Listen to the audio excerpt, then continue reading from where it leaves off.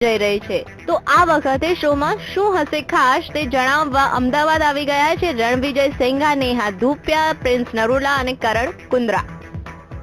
चारों की अलग अलग गैंग होगी। करण की अलग है, मेरी, हम चारों अलग अलग गैंग लीडर्स हैं। हमारे गैंग में 5-5 लोग होंगे और हम 4 सिटीज में ये ऑडिशन कर रहे हैं। तो 4 जगह से हमें अपने गैंग में 5 लोग लेने हैं, 5-5। तो पुणे से आ गए हम, पुणे में हो गया ऑडिशन, आज अहमदाबाद में, फिर दिल्ली में और फिर चंडीगढ़ में। सिर्फ 4 जगह। पर ये शो ऐसा है, अभी 13-14 साल से चल रहा है कि लोग जो कंटेस्टेंट, उनको लगता है कभी शायद एक जगह दिखे नहीं, इतनी भीड़ में छुप जाएं या उनकी बात बाहर नहीं आए, तो वो कोशिश करते हैं कि वो चारों सेंटर्स जाके ऑडिशन करें।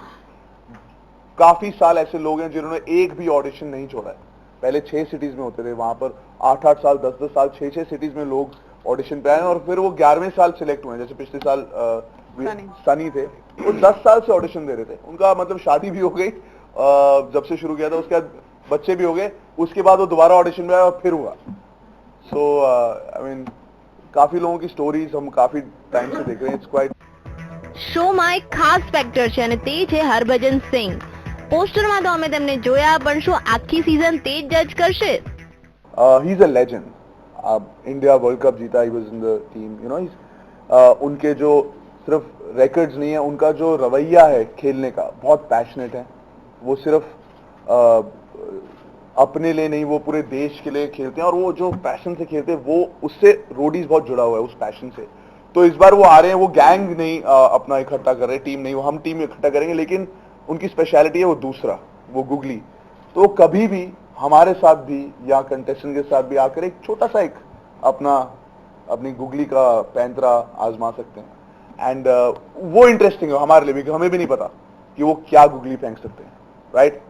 एंड वो इंटरेस्टिंग होगा क्योंकि हम लोग अपने गैंग को लेकर एक स्ट्रैटेजी बना सकते हैं। युद्ध में सिर्फ बल से बल इज ऑल्सो फॉर यू काम नहीं चलता, आपको दिमाग भी इस्तेमाल करना होता है। तो हम लोग कर सकते हैं, लेकिन एंड मौके पे वो आके क्या करे हरभजन, हमें नहीं पता। सो इसीलिए हमारे लिए तो अलग है ये सीजन। ये लोग हमसे बार बार पूछते हैं इस बार अलग क्या है, इस बार हम पे गुगली आएगी, पता नहीं हम खेल पाएंगे कि नहीं। નેહા, તું આ શો ફરી એક વખત જજ કરી રહી છું તો ફરી વખત જજ બનવા પર તારું શું કહેવું છે? पहले साल थोड़ी see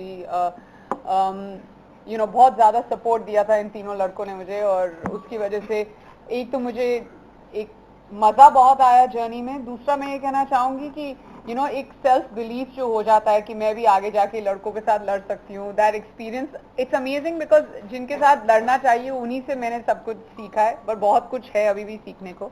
this is my 2nd year और मैं बस यही उम्मीद करती हूँ कि हम जो गैंग मेंबर्स चूज करें, जो हम टास्क करें, जिस एडवेंचर पे हम निकल रहे हैं, जैसे रणविजय ने कहा कि ये इस बार इट्स सेट कि हम वॉरियर्स ढूंढ रहे हैं। This battle that we are going on with, it's just one कि we create history with this, क्योंकि हम इस बार इतना एक intense season करने वाले हैं कि मुझे खुद नहीं मालूम कि क्या expect करना है।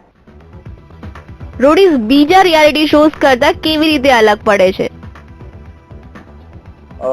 बहुत सारे ऐसे शोज हैं जो इंडिया में बहुत बड़े बड़े शोज है, रियलिटी शोज, कोई भी आप बोलेंगे, most of them are owned by either the United States or like MasterChef Australia का है actually concept. The concepts are foreign concepts जिनको प्रोडक्शन हाउसेज ने खरीद के इंडिया में बना रहे हैं, और जिस पैरामीटर्स में उनको बनाना है वो भी बाहर वाले लोग उनको बताते हैं कि आपको ऐसे ही बना सकते हो, इधर तस से मस्त नहीं हो सकते, राइट।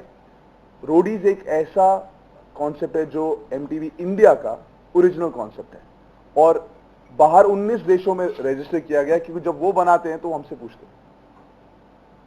वर्ल्ड में अगर आप रेटिंग्स के हिसाब से, एक होता है कि डॉलर टू रेटिंग स्पेंड, तो जितने करोड़ रुपए बड़े बड़े शोज में खर्च किए जाते हैं उसके हिसाब से उनकी रेटिंग बहुत बड़ी आती है, लेकिन जितने पैसे खर्चे जाते हैं और जो रेटिंग आती है, इससे हाईएस्ट वर्ल्ड में किसी की नहीं, वर्ल्ड में। कि इतने पैसे में जो हमने काम किया है आज तक, वो और कहीं नहीं हुआ जो रेशो है। સો બેક ટુ રોડીઝ, તમારા શોમાં રાઇઝિંગ કેમ લખવામાં આવ્યું છે? આ શો તો છેલ્લા 14 વર્ષથી આવે છે। It's like the story of what a phoenix is. Phoenix ना, जब वो पिनिकल पे होती है ना, पिनिकल पे, when it's soaring the highest, it destroys itself because उसके बाद कुछ अचीव करने के लिए बचा नहीं, and it rises from the ashes. It's that. We've been up till 13 years. Now it's time. इसके आगे क्या करें यार? हम अमेरिका चले गए, वहाँ पे हमने पेल दिया लोगों को, ब्राजील चले गए, ऑस्ट्रेलिया चले गए. We've done so much in the last 13 years. Now we need to start again from the ashes. That's why it's rising. રોડીઝની વાત હોય તો રઘુ અને રાજન યાદ આવે જ. શું રણવિજય તું તેમને મિસ કરે છે? Of course we miss them. They had to move on to do their own things because they're creative people. वो कह रहे हैं कि यार मैंने बहुत सारी चीजें ऐसे बनाई हैं. स्प्लिट्सविला भी रघुराज जी का आइडिया, आपको पता है? आपको शायद नहीं पता क्योंकि वो उस शो पे कैमरा पे नहीं आया. રણવિજય તું 2003 માં રોડીઝનો પહેલો વિનર રહ્યો અને હવે તું છેલ્લા 6 વર્ષથી આ શો જજ કરે છે, પણ એઝ અ કન્ટેસ્ટન્ટ તારા તે સમય વિશે વાત કર. I want to win a bike. So the reason I came on Roadies कि मैं तो फौज में जा रहा हूँ 2 महीने बाद, मेरे पैसे बच जाएंगे और ये जो शो है इधर कुछ एडवेंचर करने को मिलेगा और रिवर राफ्टिंग ये सब चीजें मुझे बहुत पसंद थी. मैं गया कि मैं जीतूंगा बाइक के लिए, ताकि जब मैं कॉम्बैट ड्रेस पहन के एविएटर्स लगा के बाइक पे जा रहा हूँ, बाइक पे पैसे नहीं खर्चे हुए मैंने. That I was 20 on the journey, क्योंकि I was not worried about मेरे बाल कैसे लग रहे हैं, स्टाइल कैसा है. I just had fun.